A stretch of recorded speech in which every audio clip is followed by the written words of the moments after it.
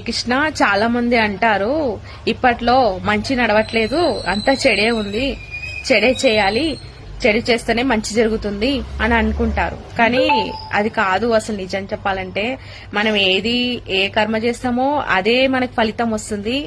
అంతేకాని చెడు చేస్తే మంచి జరుగుతుంది, మంచి చేస్తే చెడు జరుగుతుంది అని కాదు. ఎందుకంటే ఒక వ్యక్తి చెడు చేశాడు అనుకుందాము, చెడు చేశాడు కానీ అతను మంచి అనుభవిస్తున్నాడు అంటే దానికి అర్థం ఏంటంటే పోయిన జన్మల అతడు మంచి కార్యములు చేసుకున్నాడు కాబట్టి ఇతను ఇప్పుడు అనుభవిస్తున్నాడు ఆ పుణ్యకార్యం. కానీ ఇప్పుడు చేసుకున్న చెడు కర్మ వచ్చే జన్మలు అనుభవిస్తాడనమాట అతను. అంతేకాని చెడు చేస్తే మంచి జరుగుతుందని చెప్పేసి మనం కూడా చెడు చేద్దాం, మనకు కూడా మంచి జరుగుతుంది అని అనుకుంటాం. కానీ మనం నష్టపోతాము ఎప్పుడే గాని.